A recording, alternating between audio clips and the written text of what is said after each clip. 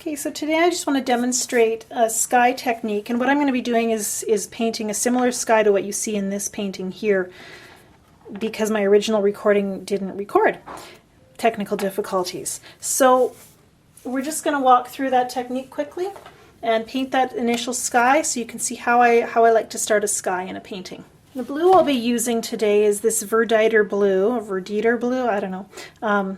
And I'm really liking this addition to my palette because it's a sedimentary color, which means that it sits on top of my paper, and it has a lovely rich kind of mid-blue tone, and it's granulating, which means it will, as it dries, it will form little granules. Little particles will sit on your surface, and that just makes for an interesting textural effect. In watercolor, because everything we paint is flat, we want to add texture by using brush strokes and also using different sedimentary pigments. And you can see when I go in with clear water how the particles do kind of granulate and separate. And just look right in there. You can see that granulation effect. It's beautiful. Now this is a very simple sky. I just want my clouds and my Verditer blue. And I really love just dropping that color in and seeing it flow. And then I can move it around with my brush.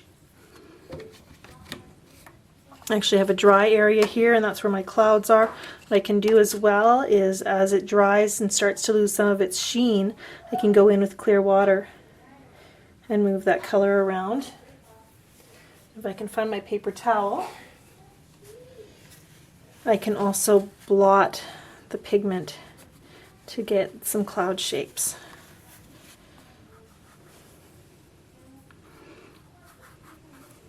Of course, the more water you add, the longer it will take to dry as well, but when you add water, you also will achieve movement in your painting. I'm going to go in with a little bit of cobalt blue.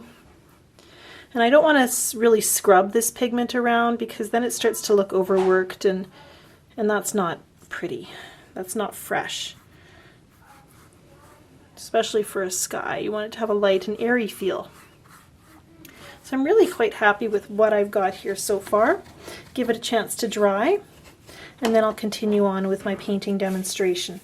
And the rest of this demonstration will continue as I had started it with this painting.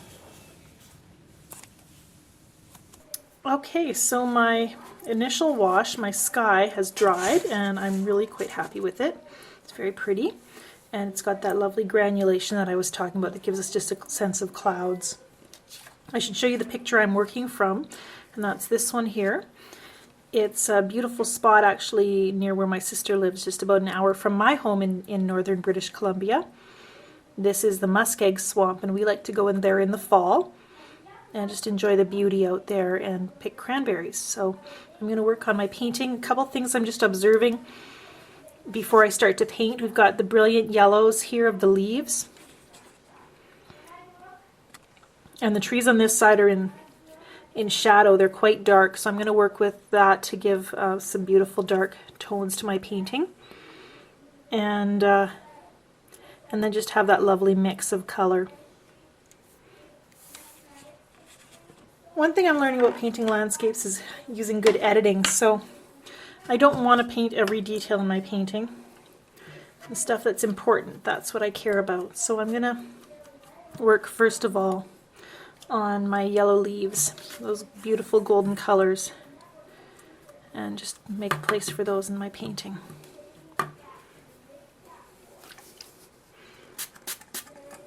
Just using my squirt bottle to add a little more water to my palette. Got a nice puddle of yellow here. We've got one tree, little, I think it's a birch, just right there. And then I'm going to just pull that yellow over here, some more birches.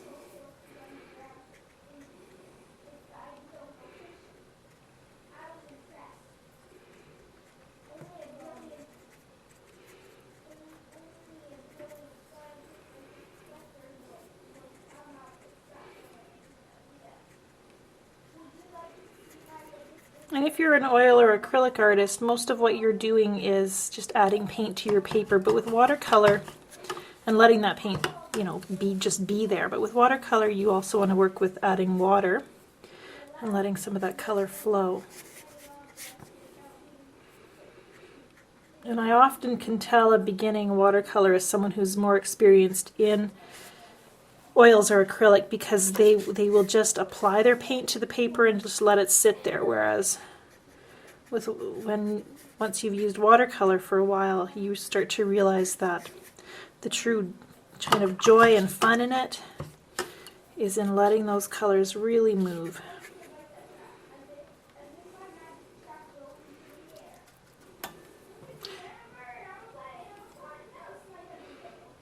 And that kind of orangey color is quinacridone gold from Daniel Smith. And it's one of my current favorite yellow colors. And it works really good for kind of autumn scenes.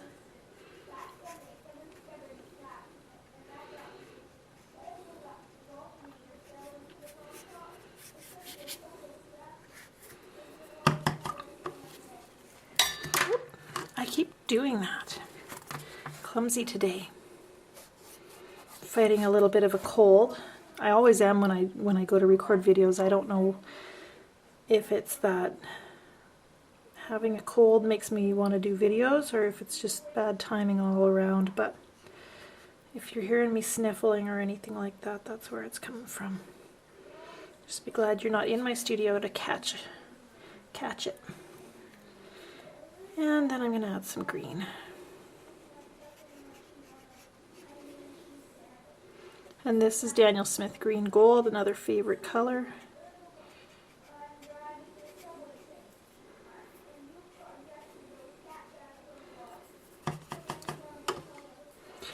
Again, like I've mentioned in other videos, water equals movement, so when I go in with a really damp brush, I can watch that color just move and flow.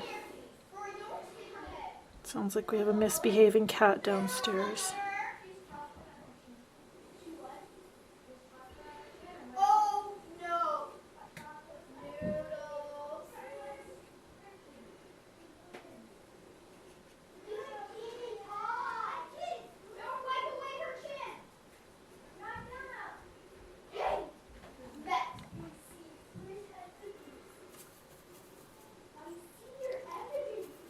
Now I want a little more interesting color in there, and I am actually going to grab some blue.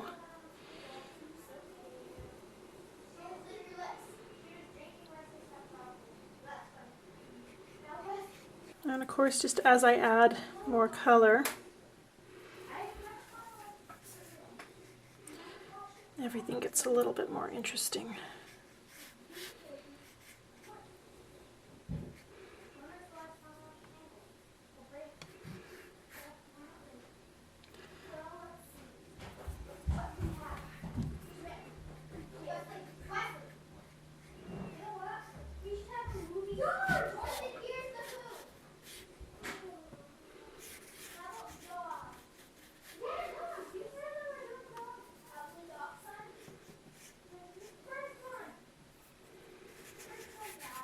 Now I'm going to do my super dark, and that's the trees that were over here. And I'm going to use a really nice dark green. I've got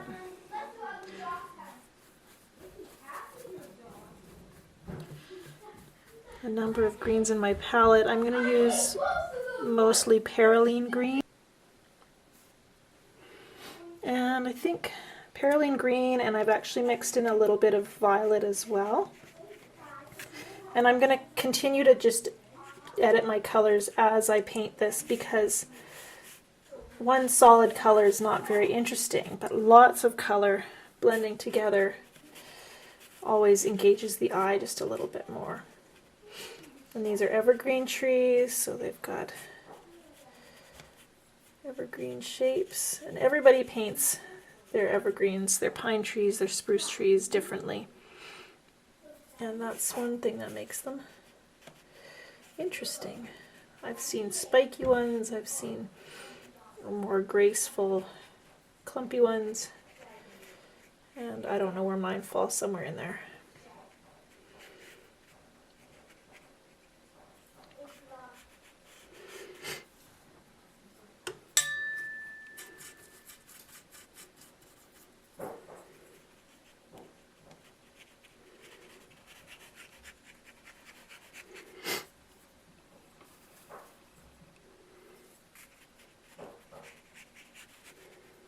And because they're in shadow, I do want them to be cooler in tone.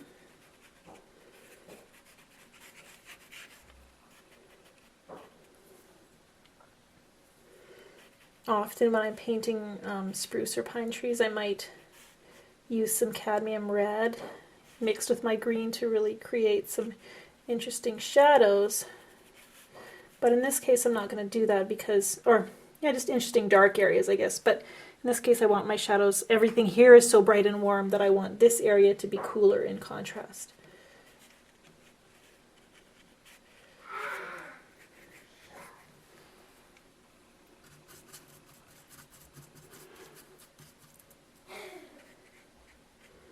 Another color I enjoy using is phthalo blue. It's kind of an electric blue. And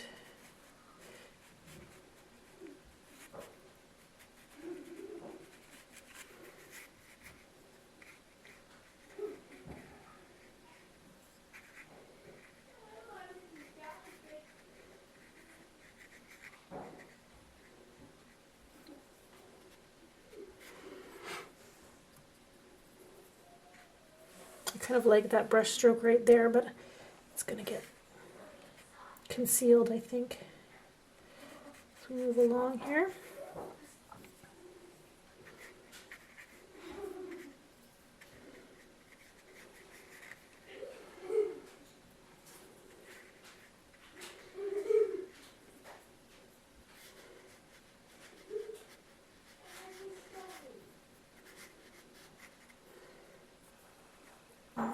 It's very hard not to.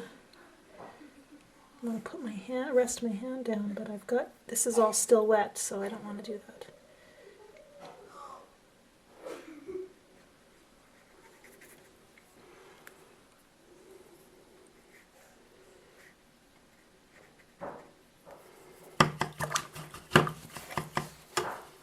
And there's a really vivid mix of colors in there that's a lot of fun.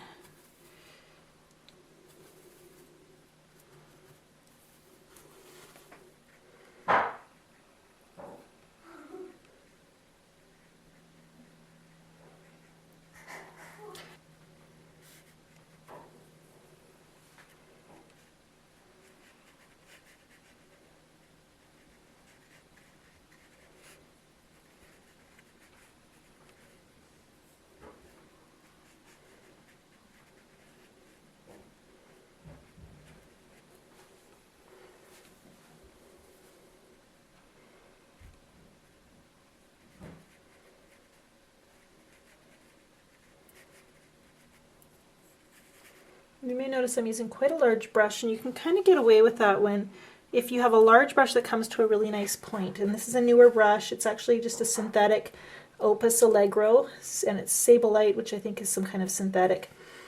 And but because it's new, I haven't had a chance to really wear down the fibers on the point of it yet. So it's right now it's my go-to brush for painting. For painting anything, because it's big and fat, it holds a lot of pigment, and yet at the same time it also comes to that nice point so I can get those little fine details in. I'm liking the look of this, so I'm going to let that be. This still needs to dry before I go in and add some more detail. One thing I want to do is I want to work at setting my trees on the right hand side here into the ground so I can really give them a sense of gravity.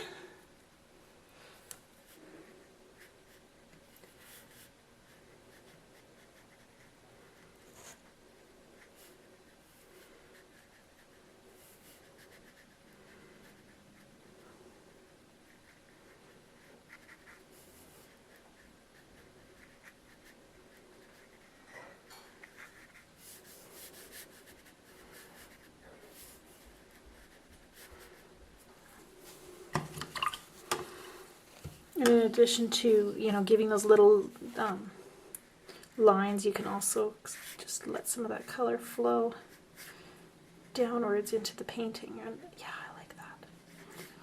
Much better. So we've got these nice crisp edges here. We've got some interesting fluid things happening within this shadow area. And then we've got the color just flowing downward into the paper. I'm really liking the look of that. I'm going to give this a few minutes to dry, and then I'll come back and work on another layer here of trees. I've given it some time to dry and I'll come right back to it. What I've decided I'm going to do, especially, is I'm going to use a combination of positive and negative painting techniques to get my trees on this side painted in. So what I'm going to start with is just mixing up some great colors for my background trees. I'm going to use kind of a mid value.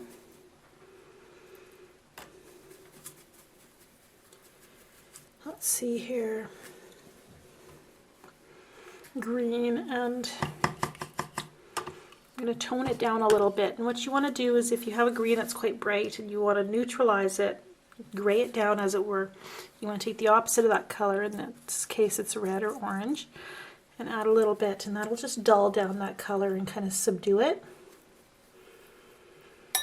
so it's a little more earthy. And then I'm just going to start painting in. We'll see how that color looks on the paper. Painting in some trees here, and I'm going to paint around the aspen trees that are in front of it. So I'm actually going to stop right there. And there's a tree. And as I continue to paint, I'm going to change up my colors here and there as well. They're not all going to be that same green, because that would be boring.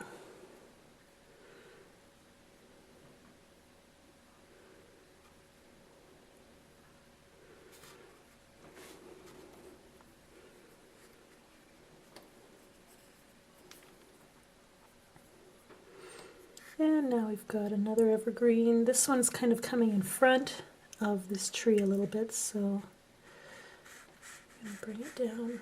It's nice to paint the trunk first, because it just gives you, helps you keep from, you know, accidentally painting your tree crooked or something. Oh, it happens.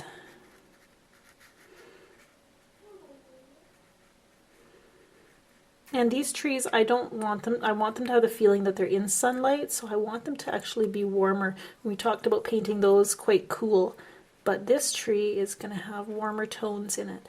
So what I'm going to do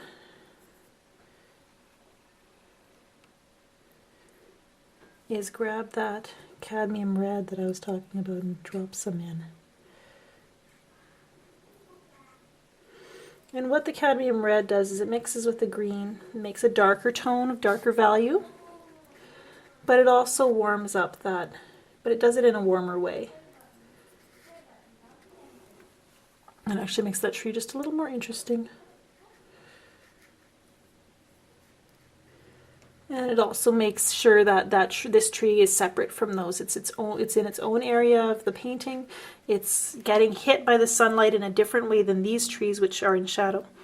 So yeah, I'm liking the look of that. We'll just pull it in so you can see a little bit more closely those red colors. Because it was wet, it just blended real nice.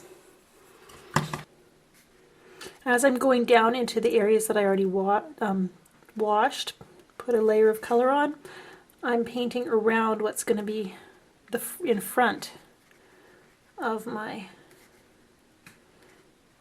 trees. So kind of have to use your imagination a little bit in order to do that. Okay, now I want to adjust my colors a little bit more. We're getting further away from the viewer. We want to add a sense of distance. So I'm going to start to cool off my trees. I added a little violet to my green this time, and that's why it's got more of a cooler value, cooler hue.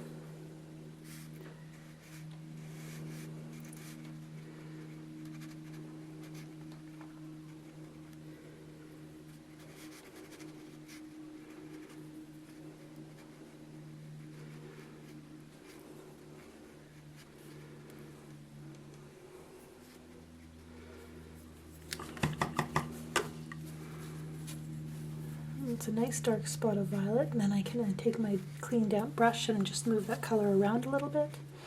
I'm also gonna pull some of that color in. Not everything has to be crisp edges. You can add water and just let that color flow across the page. And something about the way I paint, I prefer a soft edge to a hard edge. And I really embrace that, adding water and letting things just flow downwards.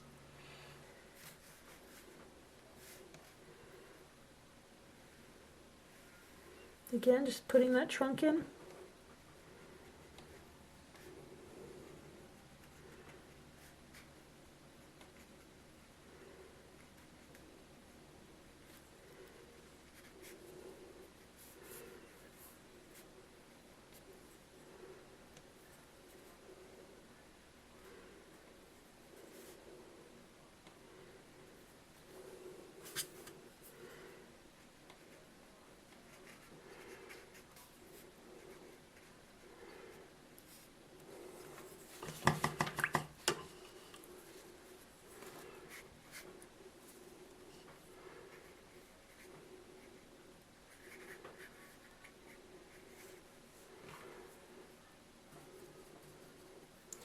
I'm just grabbing some straight sap green and going to pull that into my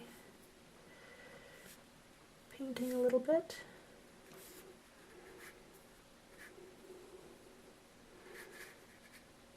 And I want a sense of being able to walk into the forest, so I think I'm going to be able to achieve that just by kind of wiggling some color down along there.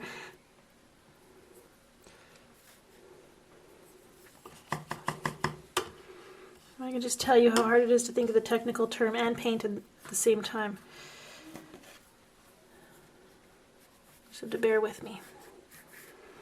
And that straight sap green, which is kind of dull, so we're gonna, kind of a boring color, so we're gonna throw some more color in to blend with it because it's nice and wet. It's really kind of fun to do. Oh, I don't know if I want violet. How about some cadmium red? And that's kind of scary vibrant, I know. When you start throwing cadmium red into your painting, you got to be really brave. But I know a secret about this swamp, and that is that there are cranberries in it. And they're red, so we can put some interesting cadmium red tones into our painting. And doesn't that pull the eye right to this area as well, which I really kind of like. There's a ripple right in here, which is causing the pigment to settle. And I did tape my paper down, and this is 140 pound Arches cold press, so it is a lighter weight. It's not supposed to buckle this much, but sometimes it does. You just have to kind of be aware that that can happen. And I don't think it's going to be a big deal. I think it's going to add to our sense of having that path going through there. Now, I'm going to allow this area to dry. I'm going to paint in some more trees in the foreground and some tree trunks for my birch trees. And then I think we're going to almost be done this painting, and I'm really enjoying how it's going. I hope you're learning something. Okay, so everything's had another chance to dry. We're going to go in and work on the foreground on this side here. I'm really quite happy with almost everything else on the painting, and I don't want to add a ton more. I think it's important not to get too bogged down in the details. So I just want to add that sense of there being a lot of trees and a lot of depth. And there's a few ways to do that. And one of those is by negative painting. Negative painting is basically just painting around whatever your item is. So just going to go in here. I wanted a little tree in the front here. And I'm just going to paint around it to get it.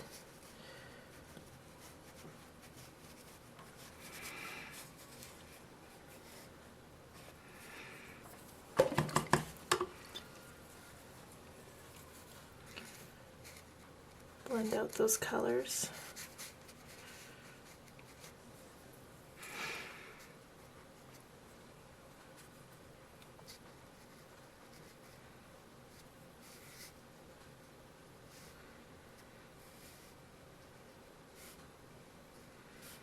And just see that little evergreen taking shape in the foreground. And I'll add some more detail to it. The most strict negative painter would just keep adding layers and painting around their subject, but negative painting is a tool, so you can use it to just define those outlines, and then you can go back in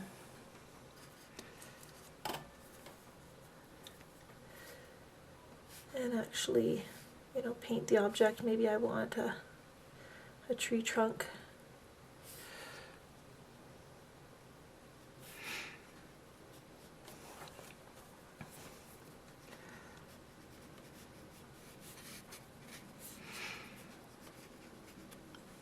And I think that's really like a neat little suggestion of a tree, just adding some details there. Whoops, this brush stroke went awry. I'm going to put a little burnt umber on my brush.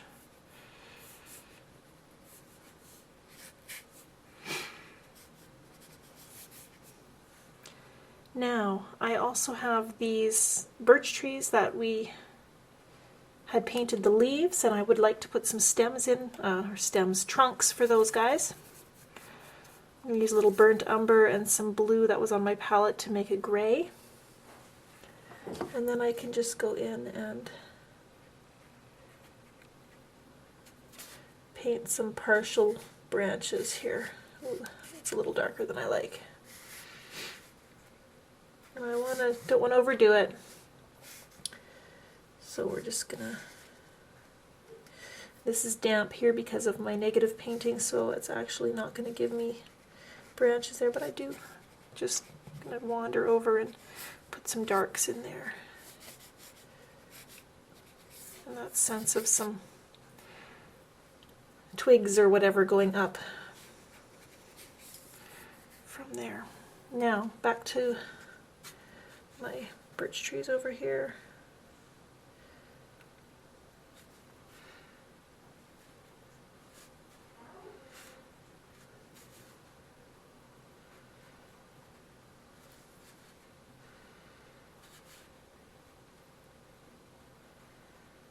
More of a trunk there.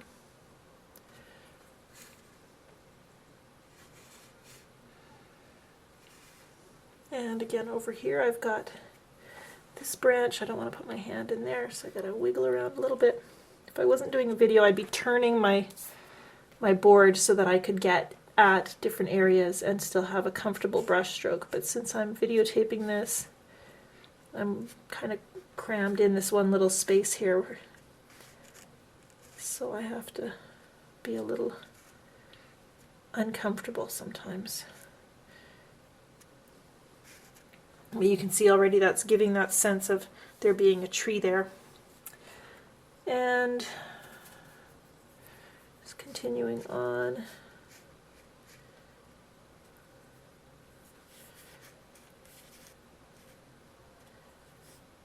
And in here too, just a very faint suggestion of branches and tree trunks. I can also use that brown to add a little bit more texture to my background. Maybe some foliage. And let's see, I also want to add a little more depth in here.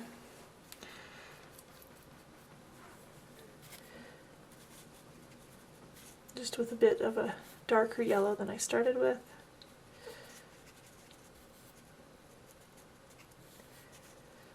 Maybe even a little bit of that cadmium red that we talked about added into that damp yellow. It's going to blend, bleed, and make more of an orange.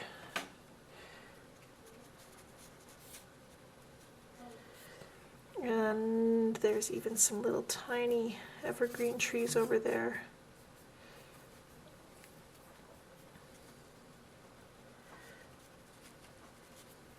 Which I don't like, actually blot it right out before it's too late. Best time to fix something is while it's still damp. And in here I think I want some darks as well. My darks in my reference photo are actually on the same plane as this area, so if I put darks that are similar darks to this over here, it's going to continue that illusion of depth. And just being careful to put them in the right place so the angle of the sun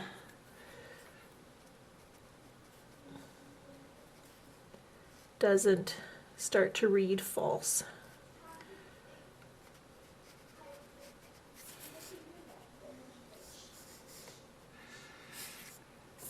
A little bit in here.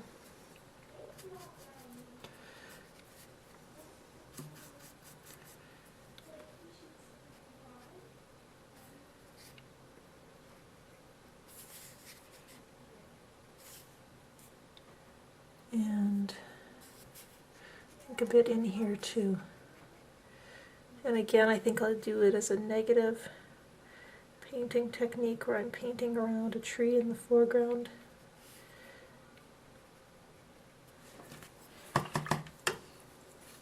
And then allowing that color to run, softening an edge. And isn't that kind of getting a little bit more interesting?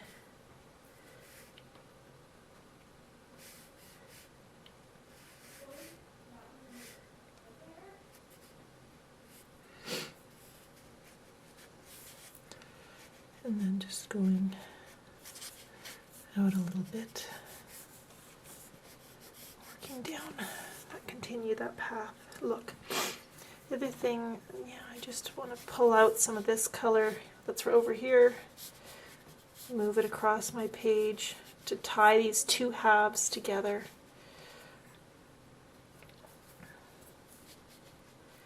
Which I'm just doing by just dragging some of that color, giving that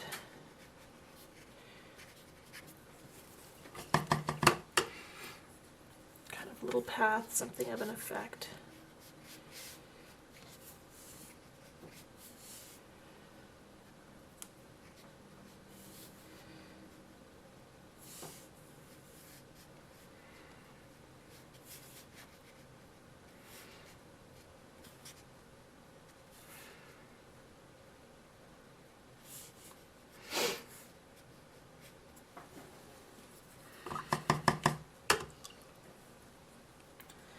I'm so close to being done here. I'm going to give this a little bit of time, but I'm really liking the way it's looking.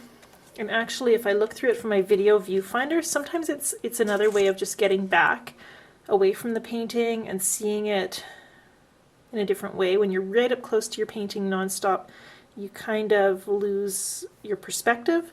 So often what I'll do is I'll take an afternoon off, take a few hours away from my painting, or I'll scan it or photograph it and put it on the computer. And both of those are techniques that help me to see my painting with fresh eyes. When it's on the screen of my computer, for some reason, it gives it a different, I don't know if it's because it's smaller or what, but it gives me a little bit of a different way to see it, a little fresher, almost as though I'm an unbiased audience. Because to tell you the truth, I'm either going to love or hate a painting, and sometimes a little time helps me to see that a painting I loved has some weaknesses that need to be dealt with, or a painting I dislike has some really redeeming qualities that I can maybe find some ways to fix it or work with it to improve it. So time and distance really do help when you're trying to evaluate a painting.